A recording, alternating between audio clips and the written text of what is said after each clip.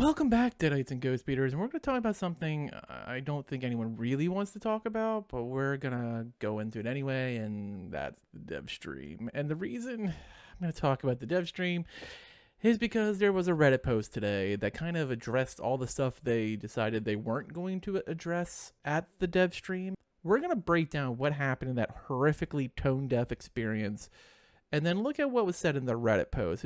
But before we do that, if you like this Evil Dead content, please drop a like and a comment below. It really does help the channel, and I also answer all my comments so we can have some awesome dialogue around this topic, because I think people have a lot of opinions on what just went down. Of course, smash that subscribe button, turn on the notification bell for all Evil Dead and horror-related content, including the brand new game, The Quarry with Evil Dead's Ted Raimi, that dropped today.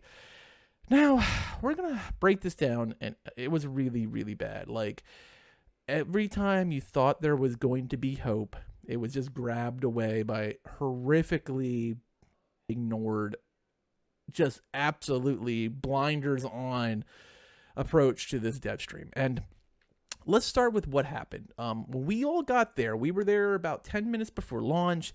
The Twitch chat was huge. Like, there was 12K plus sitting there waiting to see what happened. Everyone was pretty jazzed up.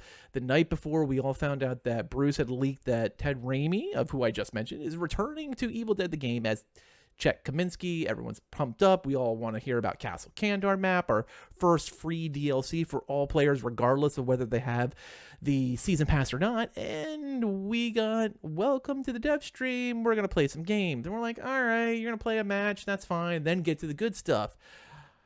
And then they played a match. And then they answered two questions. And the only question they really answered is there going to be a prestige system, where Saber Madrid said, at this point, we have no thoughts of that. None. Zero. So at this point, when you level, but your account can keep going pretty much infinitely.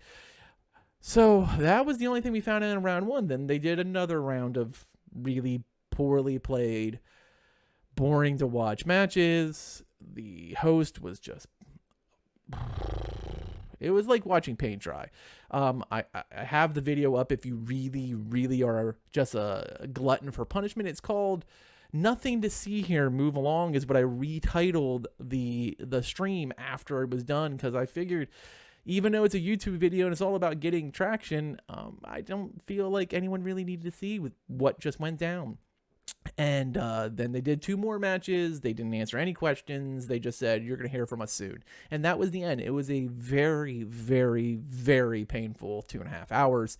And by the time it was done, it had started at over 12,000 people watching it and dwindled down to under 4K. There were still people there hoping that, like, we're here, we're stuck, we're going to hope and ride this thing out, and maybe, just maybe, there'll be something awesome at the end. You mean not good like 1 out of 100? I'd say more like 1 out of 1,000,000.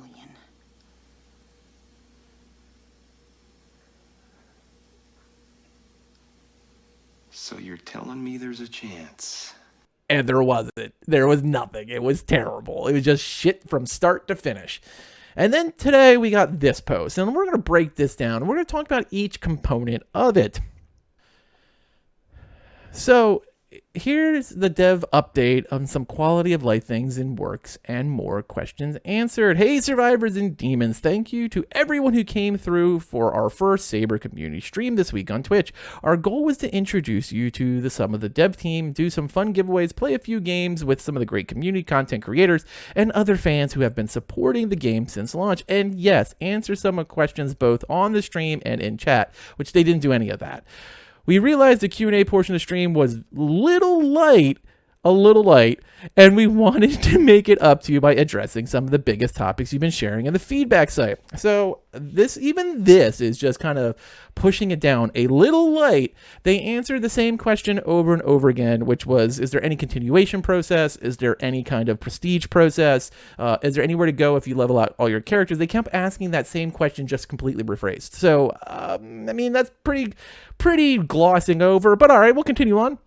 Spawning far away from the demon. We've heard you and identified the bug here. We are working on a fix for the upcoming patch. Thank you to everyone who's reported this to our support team. All right.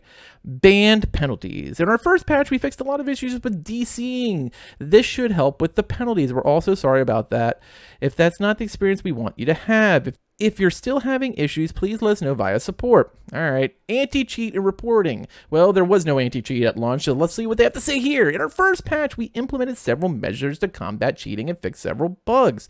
They were being exploited, and there are even bigger and better anti-cheat measures coming soon. We're going to add a report-a-player, an option in-game across all platforms. Until that is implemented, please use the following guide to tell us about any toxicity issues you've been experiencing with another player.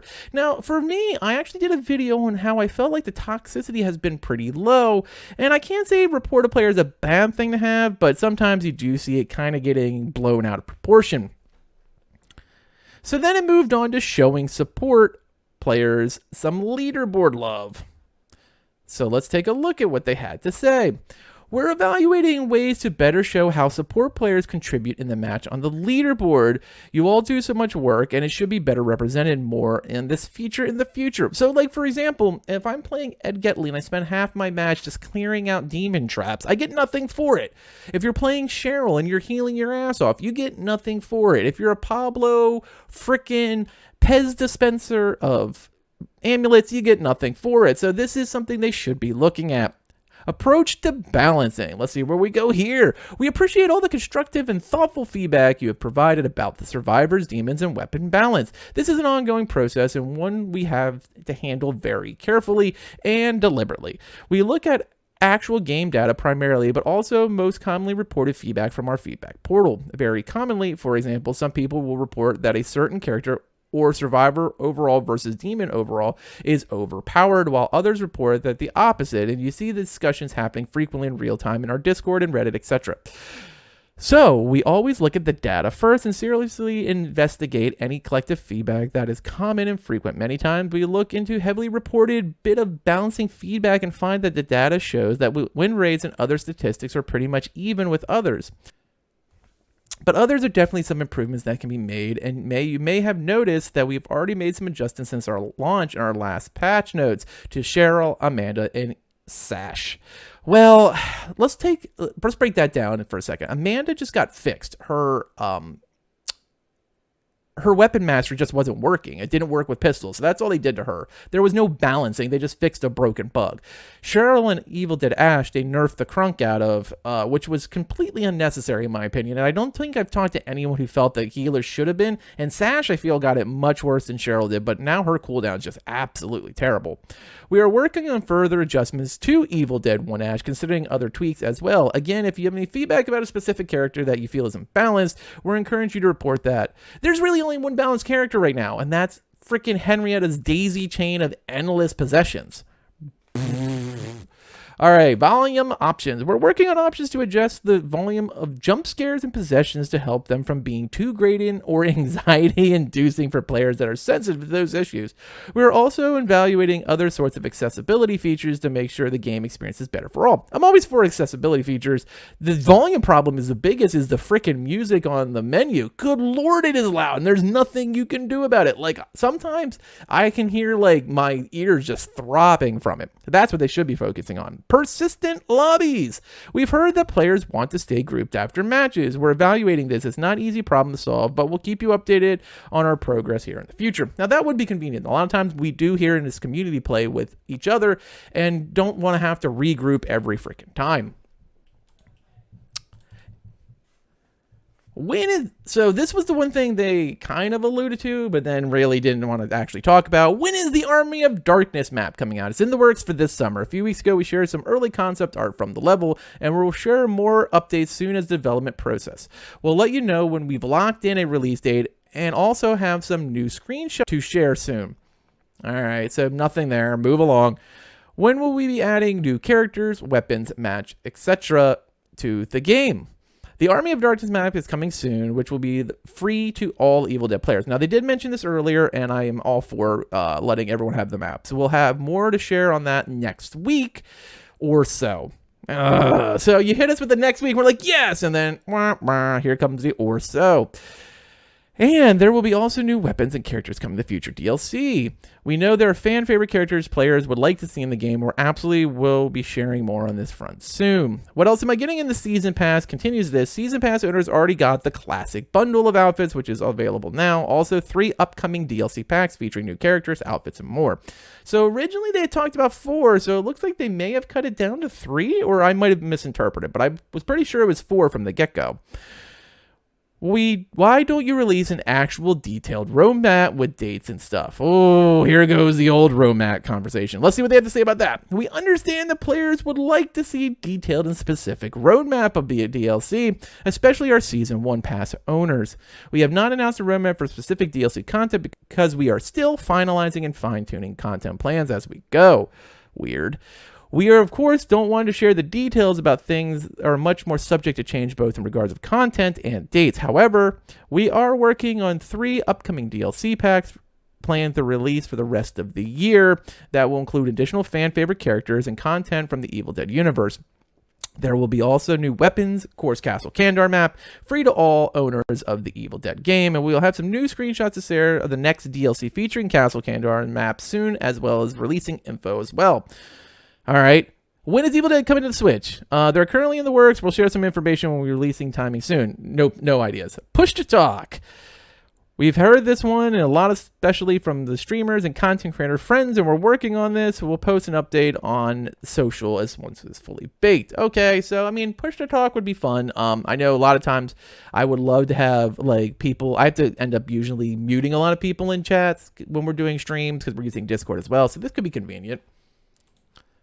And we're going to wrap up with thank you. We know that many of other things you'd like to see in definitive yes, no answers would be preferable, including FOV slider options, progression system additions, persistent lobbies, randomized on-screen handles, and lots more. As a rule, we are considering pretty much everything as always as we evaluate popular collective feedback every single week. And of course, we do not want to confirm anything until we know it is certain and is actually achievable and is on the horizon. Please stay tuned. Again, the best way to ensure your opinions are heard and collected is consider to register them at there's the feedback site. Of course, if you're experiencing a technical issue, bug, hit up the support site.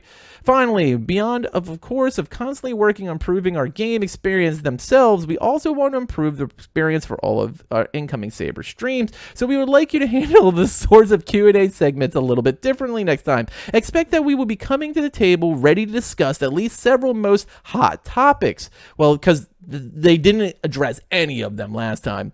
Items, and we will be working collecting community questions in advance for our Saber Discord server. That doesn't mean we will still try to answer the folks at Twitch Live, but this way we'll make sure we'll get more of your burning questions covered. Smiley face.